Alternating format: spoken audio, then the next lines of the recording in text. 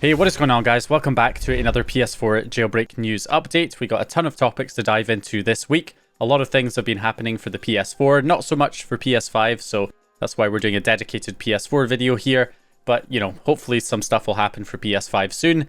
So in terms of PS4, we'll start off here with the IPv6 fix that was implemented to the Flows exploit by Boris Ta. So this update basically just changes the IPv6 address to a different address.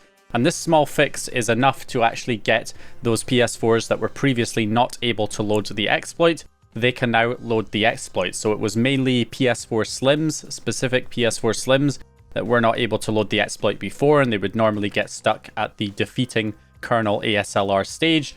However, this has now been fixed. So the Flow implemented the fix into the Python version, and then the C++ version from xfangfang got updated to include the fix. And now all of the pwn loaders also have the fix included. So if you were having the issue before where you weren't able to load the exploit, definitely give it a try now, because this should work now on all PS4s. So no matter which PS4 you have, you should be able to load the exploit. Obviously, certain PS4s may take longer to run the exploit. You may still need to adjust the timings in the settings. But apart from that, you should be able to get the exploit loaded now, no matter what PS4 model you have. So that is a welcome change. And this has been confirmed by Zeko as well as EchoStretch, who actually has one of those problematic PS4 Slims. And he confirmed that with this update, it has been fixed and he's able to load it on his PS4 Slim. So it's good that we're all on the same page with loading the exploit. We're able to load it no matter what PS4 model. So next we have a new WebKit vulnerability that affects the PS4 and the PS5, originally noticed by Chameleon. Zeko also put out a site to actually run the vulnerability and see if your PS4 or PS5 is vulnerable. And also it's on ES7in1, so EchoStretch's 7in1 site. You can head over there, es7in1.site, and you can also run it from there. There's the CVE test. And basically what you're looking for is the web browser to crash with not enough free system memory. So if you get the not enough free system memory error, that means that your PS4 or PS5 is vulnerable to this WebKit vulnerability. Now, it is just a WebKit vulnerability right now, not a full WebKit exploit. And there have been some other, WebKit vulnerabilities in the past that have not actually turned into a full WebKit exploit. And even if we do get a full WebKit exploit, that's just a userland exploit. It still needs to be chained with a new kernel exploit to create a jailbreak for the PS4 or PS5. So according to Zeko, the PS4 appears to be vulnerable from firmware 10.0 up to 11.02, and the PS5 appears to be vulnerable from 6.0 up to 6.80. So all of those firmwares should be vulnerable to this WebKit bug, but we still need to wait and see if it turns into a WebKit exploit, and then of course we'll have to wait for a new kernel exploit in order for it to become useful. So moving on from that, Lightning Mods released a teaser for the next update for Itemzflow, and he is going to be addressing the one complaint that I had for the patch installer functionality, which made it not quite as good as the original patch installer homebrew that we had from 0x199. If you're not caught up on this, the latest update from Itemzflow added the ability to install retail game updates, just like the old patch installer homebrew from quite a while ago that's no longer working. So you can now install older game updates for your retail games from within Itemzflow. However, it did not tell you if the update that you were installing was compatible with your firmware. So that is now being fixed as of the next update that's going to come out for Itemzflow. And Lightning Mods released a couple of screenshots showing the difference. So you can see here, if a patch is available in your firmware, you'll see this green text at the bottom that will say this update supports your firmware. And if you select an update that is not compatible with your firmware, it will say not compatible with your current system firmware, and you'll get that red icon over the image as well.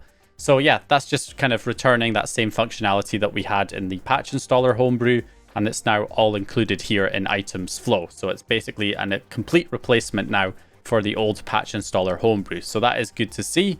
So that is another update. Now this Itemzflow update is not released yet at the time of recording, but I'm sure it'll be released soon, along with all the other bug fixes that Lightning Mod's working on to correct some of the issues that people found with the 1.05 version.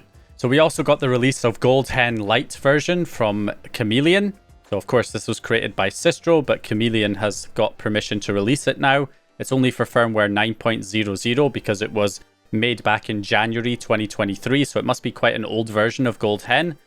So according to Chameleon, it's a very basic version of Hen with some small patches included, and he's had it since January 2023, but Sistro let him share it. And of course, if you're somebody who is struggling with stability on GoldHEN, I believe it's a lot better now, but back in the past, you know, there's certain people on certain consoles where GoldHEN would crash quite often. I guess it probably depends what you're doing with the system. But, you know, if you're still having crashing issues with GoldHEN, then maybe give the Lite version a try, because it has less features. It may be less prone to crashing. But yeah, you'll have to test that out yourself. Next, we have Death RJH coming out with PSLAN, a test version of PSLAN. So here he says that we're doing some tests on PSLAN over in the PSLAN Discord. This allows anyone to play LAN matches across the world without a PC required for the setup. You will get all the instructions in the Discord. Playtests will be on Black Ops 3, firmware 9.00 and 11.00. Now this has already ended. This was just a basic test to, I guess, prove out the system to make sure it's going to work. So what is this? Well, we had something similar to this way back in 2018 called COD Online. I believe this is probably, you know, an iteration of that.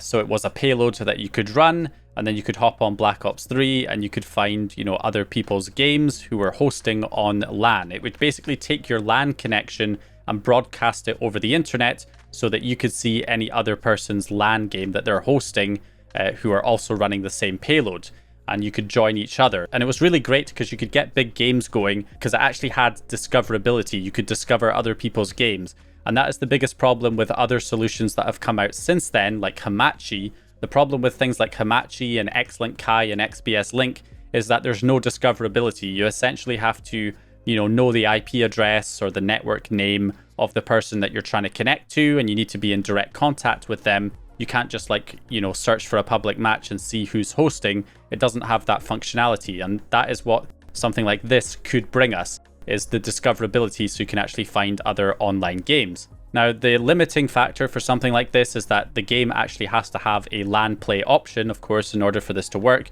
And there are a good number of PS4 games that do have LAN play, but, you know, there are also quite a few online games that do not have access to LAN play. Something like Red Dead Redemption 2 Online and GTA 5 Online don't have a LAN play option.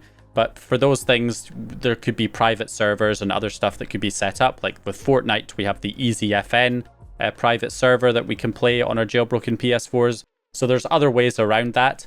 But, you know, for games that do have LAN play support, and the vast majority, if not all of the Call of Duty game series has LAN play options, you'd at least be able to play all of those games and more using this. Now, right now, this test version is only for, you know, Black Ops 3, but I'm hoping they will expand it to other games so that essentially any game that supports LAN play, you'll be able to play online using PSLAN in the future. So yeah, I really hope they stick with this and this actually comes out, because we don't have any other way to play online on our jailbroken PS4s apart from the private Fortnite server and Hamachi, which only allows you to play with 1 or 2 of your friends.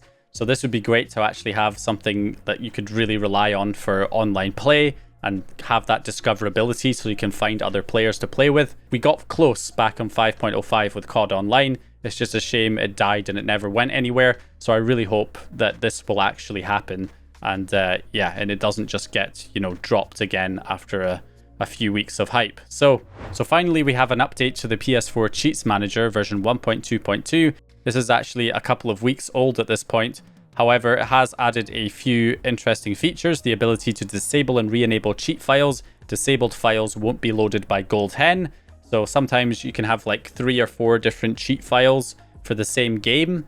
So, you know, they would all show up in GoldHEN one by one. And if you had an older version of GoldHEN that didn't allow you to switch between different cheat files, it would just select the first cheat, and that would be the only one, like the first cheat file, and that would be the only one that you'd have access to. You'd have to delete that one to have another one load.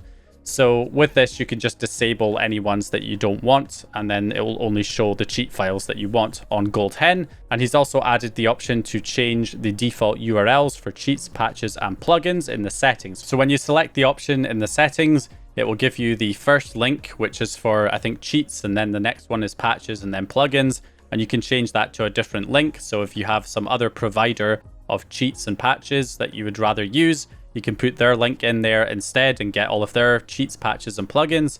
So that is the update there to the PS4 Cheats Manager. And finally, we have the new Elden Ring DLC. We have a backport available for jailbroken PS4s and PS5, so you can run them on your console. So for those who are new to, you know, the whole jailbreaking PS4 after the 11.0 jailbreak, you know that we can't run games normally that require a higher firmware or install updates that require a higher firmware than the firmware that we're currently on, which is 11.0. So what we have instead is we have backports. So we've got people like CYB1K, Cyber1000, who have access to the decryption keys necessary to decrypt these games. They're able to decrypt these games that normally require a higher firmware, and then they can backport them to work with older firmwares and then release them. That is essentially what's happened here, and that is how we're able to access the latest PS4 games and updates and DLC, even though we're on an older firmware. So the Elden Ring DLC is now available. Normally I don't comment on, you know, backported games most of the time unless it's a big one that a lot of people are hyped about, which of course the Elden Ring DLC certainly is. So yeah, I'm sure there's going to be a lot of people playing that over the next little while. Don't forget as well that with the PS4 Cheats Manager that we were just talking about, it has patches for Elden Ring. So for PS4 Pros, you can enable the 1080p patch so that it lowers the resolution so you can achieve a higher frame rate. And then there's other patches for frame pacing fixes and various other things that are definitely worth a look. But yeah, anyway, that's it for this one. Hope you guys enjoyed this video or found the information useful. If you did, please leave a like and subscribe. And once again, I'll hopefully see you guys in the next one.